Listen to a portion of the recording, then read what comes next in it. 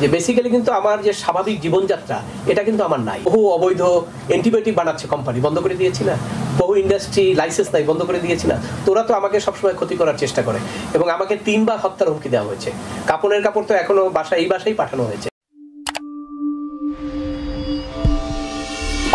জনস্বার্থে মামলা মানে তো একটা ব্যক্তি, আপনার বিশাল এরিয়া নিয়ে কাজ করতে হয় বা ব্যক্তিটা বড়, স্বাভাবিকভাবে এখানে অনেকগুলো বিষয় নিয়ে কাজ করতে গেলে অনেক সময় কারো ব্যক্তি স্বার্থে আঘাত লাগে। তো আপনিও নিশ্চয়ই কাজ করতে গিয়ে কারো ব্যক্তি স্বার্থে নিশ্চয়ই আঘাত লেগেছে। এক্ষেত্রে কোনো ধরনের কাজ করার ক্ষেত্রে কোনো ধরনের হুমকি কিংবা সমালোচনা এভাবে সম্মুখীন হয়েছিলেন, কিভাবে মোকাবেলা করেছিলেন? না, এটা তো আপনি জানেন এটা একটা চ্যালেঞ্জিং জব। এটা প্রথম থেকে আমি ফিল করছি। যখন আমি প্রথম মামলা শুরু করলাম, ওই প্রথম মামলা থেকেই শুরু করছি এটা চ্যালেঞ্জটা কি এবং এই চ্যালেঞ্জগুলো এমনভাবে এসছে যে বেসিক্যালি কিন্তু আমার যে স্বাভাবিক জীবনযাত্রা এটা কিন্তু আমার নাই। কেন আমার কিন্তু ফ্রি মুভমেন্ট নাই। কেন আমাকে শত শত লোক যাদের এই সমস্ত কাজগুলো আমি করেছি, পরিবেশ থেকে আরম্ভ করে সমস্ত জায়গায়, বহু অবৈধ অ্যান্টিবায়োটিক বানাচ্ছে কোম্পানি, বন্ধ করে দিয়েছি না? বহু ইন্ডাস্ট্রি লাইসেন্স নাই, বন্ধ করে দিয়েছি না? তোরা তো আমাকে সবসময় ক্ষতি করার চেষ্টা করে এবং আমাকে 3 বার হত্যার হুমকি দেওয়া হয়েছে। কাপড়ের কাপড় তো এখনো এই বাসায় পাঠানো হয়েছে এবং 3 বার হত্যার হুমকি দেওয়া হয়েছে।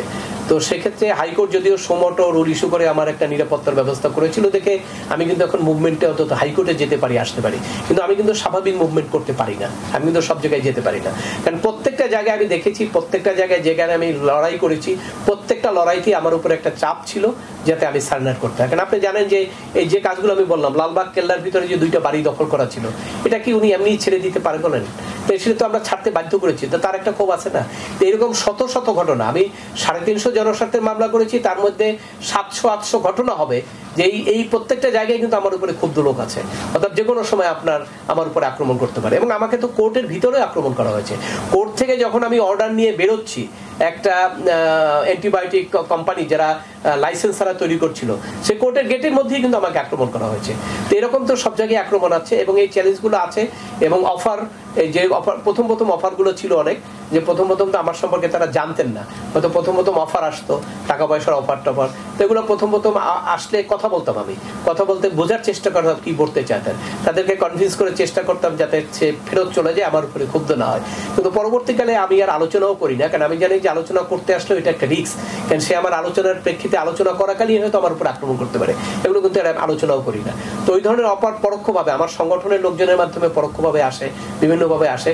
তো একটা জিনিস হলো যে এই যে আপনার একটা নীতি আদর্শ নিয়ে কাজ করা, এটা খুব কঠিন কাজ এবং সেটা আমাদের টিম আমরা করতে চেষ্টা করেছি। আপনি খোঁজ নিয়ে দেখেন যে আমাদের ব্যাপারে কোনো রকম কোনো বেআইনি কর্মকাণ্ড বা কোনো অর্থলিপ্সু বা কোনো কিছু কারোর সঙ্গে সারেন্ডার, এই জিনিসটা আমাদের ক্যারেক্টারে নাই, আমরা করি না কখনো, এবং যতদিন জীবিত আছে আমরা সেটা করব না। তবে কিছু কিছু জিনিস দুঃখ লাগে, সেটা হলো কিছু কিছু আইনজীবীদের চরিত্র, যারা নাকি এই পরিবেশ বিধ্বংসী বা এই সমস্ত অপরাধীদের পক্ষে আইনজীবী থাকেন না, তারা তাদের চরিত্রটা আদালতে এমনভাবে প্রকাশ করেন মাঝে মাঝে যে তারা আমাদের সঙ্গে খারাপ ব্যবহার করতেও দ্বিধাবোধ করেন না। তারা কিন্তু ভালোভাবে জানেন যে আমরা এই ধরনের লোক না, কিন্তু তারপরে আমাদের সঙ্গে খারাপ ব্যবহার করতে দ্বিধাবোধ করেন না।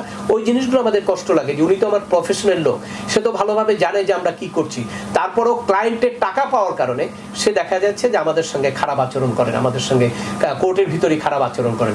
এই জিনিসগুলো আমাদেরকে একটু কষ্ট দেয়। কিন্তু ক্লায়েন্ট যারা আমাদের হত্যা করতে চায়, তার ক্ষতি হয়েছে, আমাকে মারতে চায়, এটাকে আমি অন্য দৃষ্টিতে দেখি। তার ক্ষতি হয়েছে, সে চাইতেই পারে আমার উপর রিভেঞ্জ দিতে, সেটি আমার কাছে খুব লাগে না, সতর্ক থাকতে হয়। কিন্তু এটা আছে, বিপদ আছে দেখেই তো আমার স্বাভাবিক মুভমেন্টটা নিয়ন্ত্রিত আছে।